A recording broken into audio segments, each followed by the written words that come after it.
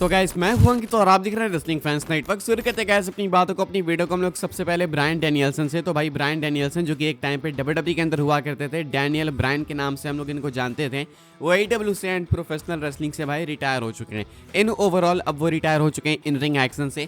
होता कुछ ऐसा है कि कुछ टाइम पहले वो बनते हैं AEW के वर्ल्ड चैंपियन, एंड चैंपियन बनने के बाद भाई काफ़ी सेलिब्रेट करा था इन्होंने अपनी फैमिली के साथ ही रिंग के अंदर। उसके बाद डैनियल्सन कंफर्म करते हैं कि जब वो ये टाइटल ड्रॉप करेंगे तो वो रिटायर हो जाएंगे। आज वो इस टाइटल को ड्रॉप कर चुके हैं AEW रेसल ड्रीम इवेंट में, एंड इस इवेंट के अंदर इन्होंने भाई टाइटल ड्रॉप करी है और किसी का अगेंस्ट नहीं बल्कि आप सबके फेवरेट जॉन मॉक्सली के अगेंस्ट ही। जॉन मॉक्सली चैंपियन बन जाते हैं, ब्रायन डैनियल्सन हार जाते हैं, एंड अब डैनियल्सन हो चुके हैं रिटायर। काफ़ी सारे लोग इस वाले डिसीजन से AEW के बहुत ही ज़्यादा नाखुश है, बिकॉज लोगों को लगता है कि शायद इसको और बेटर एंड दे सकते थे। ऐसा नहीं कि जॉन मॉक्सली चैंपियन क्यों बना, ऐसा कुछ नहीं है।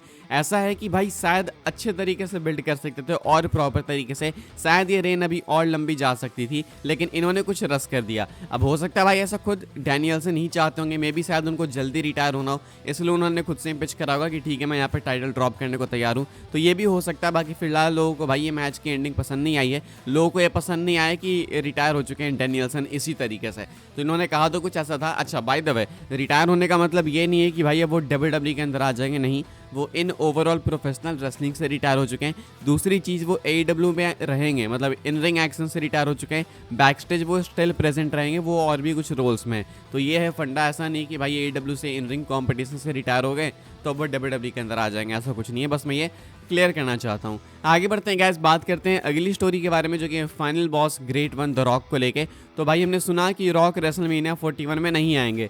किससे सुना हमने भाई? तो हमने सुना ये डेव मेल्टजर से। उनका कहना था कि रॉक ने WWE वालों को कहा है कि मैं रेसलमेनिया 41 में नहीं आ पाऊंगा, एंड इस वजह से भाई तुम कहीं और कुछ अल्टरनेट ढूंढो, ऐसा कुछ। तो ऐसा कहना था मेल्टजर का। लेकिन भाई अभी कहानी में बहुत मैसिव ट्विस्ट आया है। ट्विस्ट क्या मतलब, कंफर्म हो चुका है कि रॉक रेसलमेनिया 41 में होने वाले, जो कि ऑब्वियसली भाई हम सबने एक्सपेक्ट किया था। तो आप देख सकते हो कि स्क्रीनशॉट, रॉक भाई अपने लेटेस्ट इंस्टाग्राम पोस्ट के कमेंट सेक्शन में एक कमेंट का रिप्लाई करते हैं। कमेंट कुछ ऐसा था कि are you really not working mania 41, से इट एंट। ऐसा इसका कहना है फैन का कि क्या तुम सही में रेसलमेनिया 41 में अपीयर नहीं होने वालों, क्या रेसल नहीं करोगे वहाँ पे? प्लीज़ ऐसा बोल दो कि तुम करने वालो, ठीक है। तो रॉक भाई इसके नीचे रिस्पॉन्स करते हैं, रिस्पॉन्स देते हैं अपना। रिस्पॉन्ड करते हुए लिखते हैं, don't believe any of that BS। कहते हैं कि ऐसे बकवास चीज़ों पे बिलीव मत करो, ठीक है। तो रॉक ने साफ कह दिया कि ऐसी पागलपंती वाली चीज़ों पे बिलीव करने की कोई भी नीड नहीं है, ये बुलशिट है, इसके अलावा कुछ भी नहीं है। तो रॉक ने साफ कर दिया कि वो रेसलमेनिया 41 में वर्क करेंगे, रेसलमेनिया 41 में प्रेजेंट होंगे, रेसलमेनिया 41 में कम्पीट करेंगे। तो भाई again Dave Meltzer in the mud भाई, बेचारे के साथ पता नहीं हमेशा ऐसा क्यों होता है। अब मुझे बेचारे नहीं भाई, ये ऐसा करते क्यों है, इनसे क्वेश्चन पूछना चाहिए कि आखिर ये रिपोर्ट कहाँ से आती है, ये इतनी बनावटी रिपोर्ट। या तो मुझे लगता है कि WWE वाले इनको भाई जानबूझ के सेटअप करते हैं, WWE के सोर्सेस इनको बताते हैं कि भाई हाँ रॉक नहीं आएगा, उसके बाद भाई इनको रॉक बैस करके चले जाते हैं। तो शायद मेल्टजर की क्रेडिबिलिटी खराब करने की हो सकता है WWE की तरफ से भी कोशिश हो। तो फिलहाल भाई खैर हमें उससे ज़्यादा मतलब नहीं है। हमें मतलब है, हमें सुनने को मिला था कि शायद रॉक रेसलमेनिया 41 में नहीं आएंगे। अब हम इसको ईजिली इग्नोर कर सकते हैं, हमें पता है क्योंकि रॉक ने खुद कह दिया कि वो रेसलमेनिया 41 में होंगे। Don't believe any of this bullshit, ठीक है। तो ऐसा रॉक ने साफ कह दिया। अब इसके बारे में आप क्या सोचते हो भाई, कमेंट करके बता सकते हो। अब मैच कौन सा देखना चाहोगे या आप लिख के बताना। बाय द वे भाई इसी इंस्टाग्राम पोस्ट के बारे में बात करते हैं जो कि रॉक ने करा है। इंस्टाग्राम पोस्ट में रॉक ने शायद एक बहुत मैसिव टीज दिया है कि वो अगली बार कब अपीयर होने वाले हैं। अब एक गुड न्यूज़ भी है, बैड न्यूज़ भी है। गुड न्यूज़ तो ये है कि भाई रॉक ने टीज दिया है कि वो अपीयर होने वाले हैं वापस से, लेकिन कब कहाँ होने वाले हैं ये थोड़ा दूर का मामला दिख रहा है भाई। ये पोस्ट आप लोग देख सकते हो, कैप्शन पढ़ सकते हो।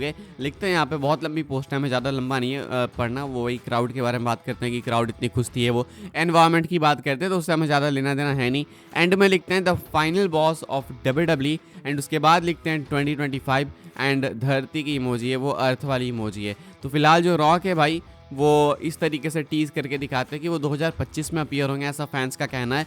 तो 2025 में अगर सीधे अपीयर होंगे रॉक तो देन वो नेटफ्लिक्स वाला एपिसोड होगा।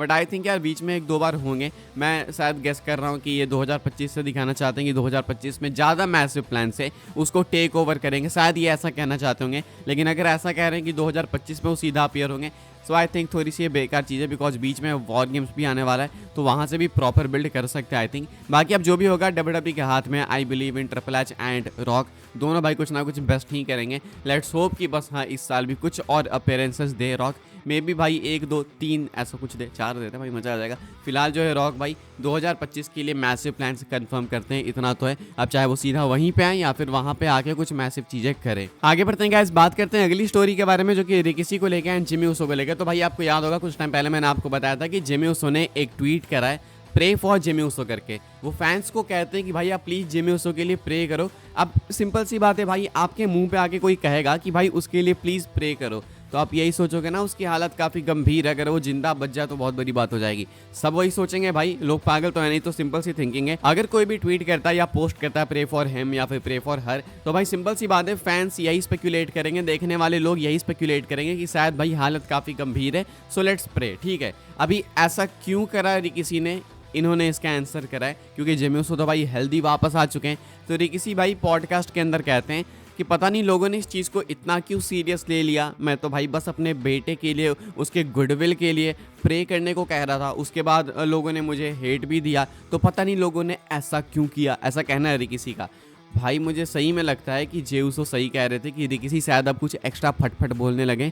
रिकी को आई थिंक इंटरनेट से दूर हट जाना चाहिए। मतलब ये एक्सेप्ट करने वाली नहीं बात है भाई, आप उनके फैंस को डरा रहे हो, कुछ भी कर, आपके पास एक रिस्पॉन्सिबिलिटी है भाई, आप उनके डैड हो, उनके फादर हो, आप पोस्ट कर रहे हो कि मेरे बेटे के लिए प्रे करो, उसके बाद आप कहते हो कि अब तो बस ऐसे गुडविल के लिए, तो भाई ऐसे किसी के लिए भी करते रहेंगे क्या? और सपोज भाई आपने बिल्कुल इनोसेंस में कर भी दिया, तो एक मैसिव क्वेश्चन मेरा ये है भाई कि ये सिर्फ आपने जिमी ऊसो के लिए क्यों करा भाई, ये जे ऊसो के लिए क्यों नहीं करा? जे ऊसो भी बेटे हैं, या फिर जो अलग आपके फैमिली मेंबर्स हैं उनके लिए क्यों नहीं करा? जिमी ऊसो के लिए क्यों करा? जिमी ऊसो एब्सेंट हैं, आपको मालूम था कि लोग भाई जिमी ऊसो के रिटर्न का वेट कर रहे हैं, कुछ क्रिप्टिक कर देते हैं सपोज, ताकि लाइक्स वगैरह मिल जाएंगे, लोग समझेंगे कुछ सीरियस मामला है। भाई ये मजाक वाली चीज़ें नहीं है, हमने देखा कि ब्रे वाइट के साथ क्या हुआ क्या नहीं हुआ, फैंस एक बहुत मैसिव स्टार को लूज कर चुके हैं, तो वो डर कहीं ना कहीं बना रहता है। लेकिन पता नहीं भाई कोई फादर फिगर होने के बावजूद, फादर फिगर भी क्या भाई, फादर ही है, father legend father Jimmy Uso के, तो फादर होने के बावजूद कोई ऐसे पोस्ट कैसे कर सकता है भाई, सिर्फ इंगेजमेंट के लिए, एंड उसके बाद कहते हैं कि यार मैं तो इनोसेंस में पोस्ट कर रहा था, उसके लिए भला चाह रहा था मैं, कम ऑन मैन। आगे बढ़ते हैं गाइस, हम लोग बात करते हैं अपनी नेक्स्ट एंड फाइनल स्टोरी के बारे में, जो कि डेड मैन अंडरटेकर को लेकर। तो भाई अंडरटेकर भाई मॉडर्न डे रेसलिंग पे कमेंट करते हैं, अप्रिशिएट भी करते हैं, थोड़ा सा क्रिटिसाइज भी करते हैं, लेकिन उसके बारे में हम लोग ज़्यादा बात करेंगे नहीं। हम लोग भाई यहाँ पे बात करने वाले हैं कि अंडरटेकर ने स्टोरी टेलिंग एंड रेसलिंग के बारे में क्या कहा। ये एक ऐसा टॉपिक है भाई जो कि हमेशा फैंस के बीच में आग लगा के जाता है। काफ़ी सारे लोग हैं जो कि सिर्फ रेसलिंग देखना चाहते हैं, काफ़ी सारे लोग स्टोरी टेलिंग देखना चाहते हैं। आप किस साइड में कमेंट करके बताना। Undertaker hall of fame podcast में क्या कहते हैं मैं आपको बता दूं। The Undertaker states that wrestling is not about wrestling moves, it's about story telling. Undertaker कहते हैं कि 50 फ्लिप वगैरह मारने से रेसलिंग नहीं हो जाती है, रेसलिंग मूव 50 लगा देने से रेसलिंग नहीं होती है।